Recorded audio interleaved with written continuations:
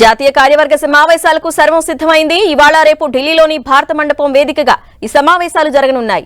మరి కాసేపట్లో పార్టీ విస్తృత స్థాయి జాతీయ కార్యవర్గ సమావేశాలు ప్రారంభం కానున్నాయి. బీజేపీ జెండాను ఆ పార్టీ జాతీయ అధ్యక్షుడు జేపీ నడ్డా ఆవిష్కరిస్తారు. అనంతరం జేపీ నడ్డా ప్రారంభోపన్యాసం చేయనున్నారు. ఈ సమావేశాల్లోనే బీజేపీ ప్రధాని అభ్యర్థిగా మోదీని మరోసారి ఎన్నుకునే అవకాశం ఉందని తెలుస్తోంది. కార్యవర్గ సమావేశాలకు హాజరైన ఏపీ బీజేపీ కార్యదర్శి విష్ణువర్ధన్ రెడ్డితో మా ప్రతినిధి గోపీకృష్ణ ఫేస్ టు ఫేస్. 2024 సార్వత్రిక ఎన్నికలకు సమరశంఖాన్ని పూరించబోతున్నారు ప్రధాని మోడీ. భారత మండపం వేదికగా బీజేపీ జాతీయ మండలి సమావేశాలు 2 రోజుల పాటు జరగబోతున్నాయి. ప్రధాని మోడీ అలాగే జేపీ నడ్డా పార్టీ కేడర్కి దిశానిర్దేశం చేయబోతున్నారు. ఈసారి 400కు పైగా స్థానాల్లో విజయమే లక్ష్యంగా బీజేపీ ఎన్నికల బరిలోకి తిరుగుతోంది. ఈ నేపథ్యంలో ఎన్నికల్లో ప్రచార కార్యక్రమాలకు సంబంధించి అలాగే బీజేపీ గెలుపుకి పార్టీ పటిష్టానికి సంబంధించి పార్టీ కేడర్కి దిశానిర్దేశం చేయబోతున్నారు. సుమారు 11,500 మంది బీజేపీ దేశవ్యాప్తంగా ఉన్న నాయకులంతా కూడా ఈ జాతీయ సదస్సులో పాల్గొనబోతున్నారు. రాష్ట్ర స్థాయిలో బూత్ లెవెల్ నుంచి ఇటు కేంద్ర మంత్రి ప్రధాని స్థాయి వరకు ఉన్న నేతలంతా కూడా ఈ సమావేశానికి హాజరు కాబోతున్నారు. ప్రధాని అభ్యర్థిగా నరేంద్ర మోదీని నిర్ణయించడం జరుగుతుంది. అలాగే లోక్సభ ఎన్నికలు ముగిసేంత వరకు కూడా బీజేపీ జాతీయ అధ్యక్షుడిగా జేపీ నడ్డాను కొనసాగిస్తూ ఒక తీర్మానం కూడా ఉండే అవకాశం ఉంది. ప్రస్తుతం మనతో పాటు విష్ణువర్ధన్ రెడ్డి ఉన్నారు. ఏపీ నుంచి కూడా తెలుగు రాష్ట్రాల నుంచి సుమారు 400 మంది వరకు కూడా నేతలు ఈ సదస్సులో పాల్గొంటున్నారు. విష్ణువర్ధన్ రెడ్డి గారు, ఏంటి ఒక టార్గెట్ ని ఫిక్స్ చేసుకున్నారు? ఈసారి 400 పైగా లక్ష్యాన్ని మీరు బీజేపీ అధికార కూటమి నిర్ణయించుకుంది. సో ఎటువంటి దిశానిర్దేశం ఉండబోతుంది అనుకుంటున్నారు? ఎటువంటి ముఖ్యంగా ఈ భారత మండపం వేదికగా ఎటువంటి లక్ష్యాలతో మీరు ప్రజల వద్దకు వెళ్ళబోతున్నారు? ఒక చక్కటి పండగ వాతావరణంలో దేశవ్యాప్తంగా వచ్చినటువంటి 12,000 మంది పైబడి పార్టీకి సంబంధించిన నాయకులు, కార్యకర్తలు, ఎమ్మెల్యేలు, మంత్రులు, ముఖ్యమంత్రులు, ఇప్పుడే భారత ప్రధానమంత్రి నరేంద్ర మోడీ గారు కూడా సభాస్థలికి చేరుకోవడం జరిగింది. ప్రధానంగా 400 సీట్లతో పాటు 50% ఓటు షేర్ను ఈ దేశంలో భారతీయ జనతా పార్టీ సాధించాలనేటువంటిది ప్రధానమైనటువంటి లక్ష్యం.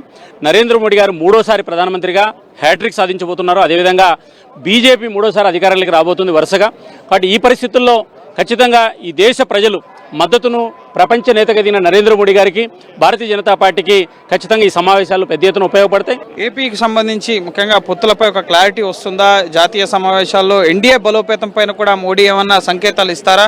ఎందుకంటే ఎన్డీఏ దీన్ని వీడిపోయిన వారంతా మళ్ళీ ఎన్డీఏ వైపు చూస్తున్న పరిస్థితి కాబట్టి సో టీడీపీ కూడా ఎన్డీఏలోకి వచ్చే అవకాశం ఉంది. ఇక్కడ మీరు ఏపీ బీజేపీ నేతలంతా ఢిల్లీలో ఉన్నారు కాబట్టి సో పొత్తులపై ఏమన్నా క్లారిటీ వస్తుందా? ఈ సమావేశాల్లో దేశానికి సంబంధించిన అంశాలు, పార్టీకి సంబంధించినటువంటి నిర్మాణానికి సంబంధించిన అంశాలు లేదా దేశానికి సంబంధించిన అనేక అంశాలు చర్చ జరుగుతాయి తప్ప ఒక రాష్ట్రానికి సంబంధించిన అంశాలు దీంట్లో చర్చ జరిగేటువంటి అవకాశం లేదు. ప్రధానంగా అనేక రకమైనటువంటి తీర్మానాలు ఉంటాయి. కాబట్టి పొత్తులకు సంబంధించిన అంశాన్ని తర్వాత సందర్భంలో మాట్లాడతారు. పార్టీ 2 టర్మ్లలో ఇచ్చిన హామీలన్నీ పూర్తిగా నెరవేరాయి అనుకుంటున్నారా? ఉపాధి హామీకి సంబంధించి ముఖ్యంగా ఉద్యోగ కల్పన విషయంలో పెద్ద హామీ ఇచ్చారో అది 10 ఏళ్లలో నెరవేరలేదు. రైతులు ఇంకా రోడ్లపైన ఆందోళన కొనసాగిస్తున్న పరిస్థితి ఉంది.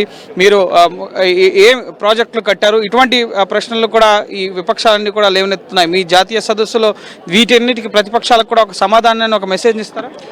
10 సంవత్సరాల్లో భారతదేశ బడ్జెట్ 17 లక్షల కోట్ల నుంచి 47 లక్షల కోట్ల రూపాయలకు పెరిగింది.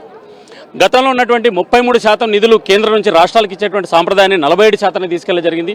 ఈ దేశంలో ఉద్యోగ కల్పన పెరిగింది. కాబట్టి నరేంద్ర మోడీ గారు అధికారంలోకి వచ్చిన తర్వాత ఒకవైపు ఉద్యోగ కల్పన, ఒకవైపు నిర్మాణాత్మకమైనటువంటి అభివృద్ధి, అదేవిధంగా పారిశ్రామిక అభివృద్ధి, అంతర్జాతీయ సంబంధాలు లేదా భారతదేశం యొక్క వరల్డ్ బిగ్గెస్ట్ ఎకానమీగా మార్చడం, ఇవన్నీ కూడా ఈ దేశ ప్రజలు గమనిస్తున్నారు.